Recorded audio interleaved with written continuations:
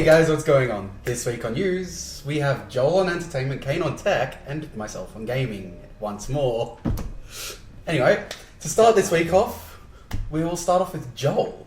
Thanks, Nate. Last week on AP News, we talked about how Guns N' Roses might be getting back together. Now it looks like we might have another famous band about to get back together as well. All Sense, no, not the medical drama, but the famous girl band from 2000 and whatever the fuck years they were, because I completely forgot, is apparently teasing about a 2016 comeback. A few days ago on their Twitter, they released a great image of kind of their faces down below with 2016 up the top in black. So that could possibly mean they might be doing a 2016, same with Guns N' Roses, they could be doing a 2016 tour, comeback, special, we don't know yet, but we'll see what happens in the next couple of months. Now moving on to some big Batman v Superman news. And now before I get any into this, spoilers, massive spoilers, because this is going to talk about a guy who posted on Reddit who got to see an early screening of the film, and he revealed some very interesting information about the film. Count yourselves lucky. We have to listen to these spoilers. Everybody dies. Moving on. Let's just leave it at that. Superman starts with an S. Batman starts with a B. No. However, we do get some interesting information. So, for starters, he says the film is very long. He doesn't give a specific time, but I'm going to go around maybe 2 to 3 hours in that general mark. He does say, though, that film doesn't drag on, so generally a lot of stuff happening in those 2 to 3 hours. I'm going to take a guess around that time frame. He also mentions that the performances throughout the movie are great. So all the actors apparently are doing a very, very good job at the superhero, supervillain, or character they're portraying in the film. We get to see Barbara Gordon, a crippled Barbara Gordon. She doesn't apparently have much screen time, but we actually do get a Batman killing joke. That kind of makes sense. We apparently Doomsday, which you saw in the second trailer, which everyone was kind of up in arms about because it's a big spoil, is apparently only the tip of the iceberg for the movie. So does that mean we get more villains? We get, I don't know, he doesn't reveal a lot, but apparently, Doomsday is only the tip of the iceberg for the major stuff in the film. He says that but all in all, apparently he thinks it's the greatest comic book movie since The Dark Knight. That is the direct quote. That makes us believe that this might be a PR stunt from DC. And one more thing. Apparently by the end of the film, it's going to tie in the Justice League film. So apparently by the end of the movie, we're going to get a full Justice League. So that can more than likely mean we're going to see more characters besides in Wonder Woman, Superman, and Batman. But who knows? And finally, moving on to a bit of sad news, unfortunately. James Wilgreen, best known for doing the voice of Boba Fett and the bartender in All My Family. It's Fett. And also Boba. I said it fucking wrong again, didn't I? I haven't even seen the movies, I know that's wrong. Whoa! Moving on. Unfortunately, he's passed away at the age of 95 in his home in Los Angeles. We here at AP wish his friends and family the best during this tough time. That's all. Well, that was a very sad note to end on. Yeah. Yes. As well as a spectacular fail. I know, right? Pronunciation, man. Pronunciation. I can't I have trouble with fucking pronunciation. I'm not even kidding. I can't say Q-Pax. People get annoyed at that. Q-Pax, bro. Q-Pax. Anyway, next up, Kane on Tech News. Alright, thanks, Nate. So, in September 2015, Swagway filed a lawsuit against a few companies for violating patents on the kind of board thing, the hoverboard hoverboard is doing. Off the top of my head, I can remember 5 lawsuits. Well, 5 infringements they're claiming. But this time, they're claiming 6 have been violated. They're going after a few companies, one of which is Swagway, for various reasons, being patent infringement. I know it's bad. Swagway. And trademark infringement.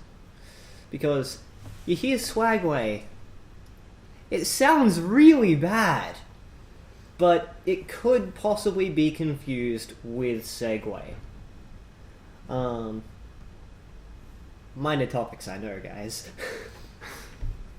In other news, there is a new Wi-Fi technology aside from Li-Fi that is being worked on that has a much longer range. It's expanding Wi-Fi to the 900 megahertz range to allow a longer, more Bluetooth-like connection. It's not necessarily going to be good, as well as manufacturers are going to need to either decide Bluetooth or Hi-Fi HA-low. I don't know, Halo? H-A-low? I can see your halo.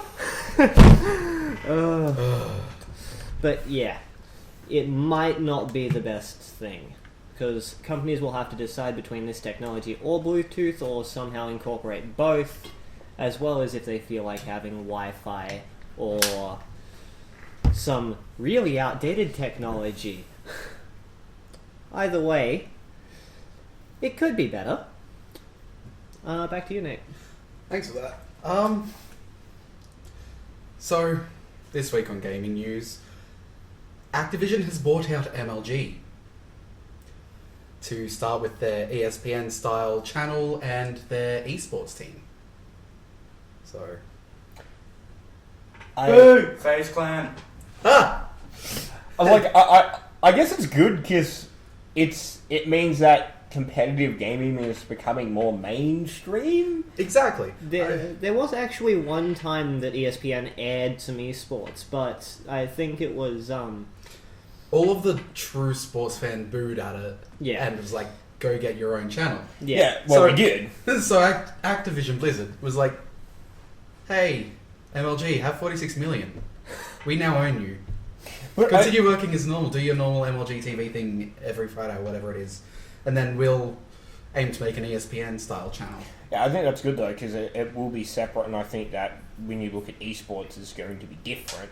Like it'll be more, it can be more focused on gamers. You can have ads for gamers, like specific marketing plans, that sort of. And I know it sounds really dragged out, but realistically, from a business standpoint, it's actually good. So what you're saying is Activision and Infinity Ward and those kinds of companies are going to have a monopoly on ads on this channel. Yeah, but they will. Most likely. They will, and I think It'll be Call of Duty. Well, isn't that what MLG Call of does? Duty Lego.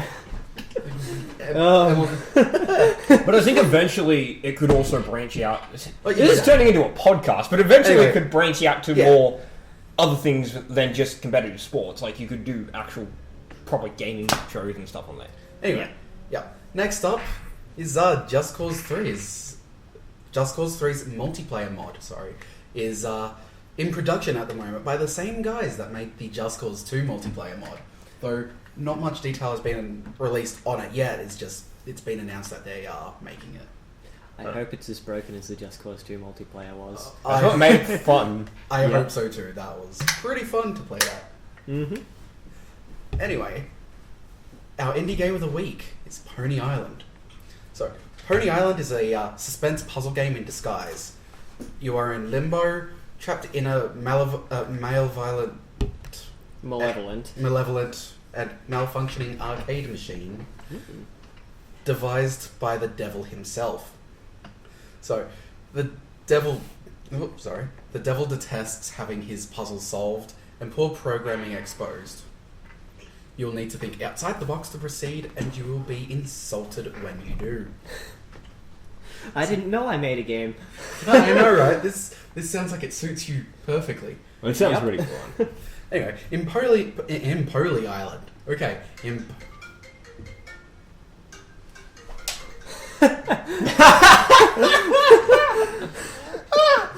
Cut. In Pony Island, you will peer behind the rotting curtain of Pony Island to repair its broken code. Be forced to play along with the devil's demented game of ponies and experience the depths of the cryptic explore the depths of the cryptic software system that runs his game. The game is currently available on Steam for $5 US, so you can go pick that up now. It looks quite fun, and definitely will be getting around to buying it soon enough. So it sounds like this guy made a toaster into a video game.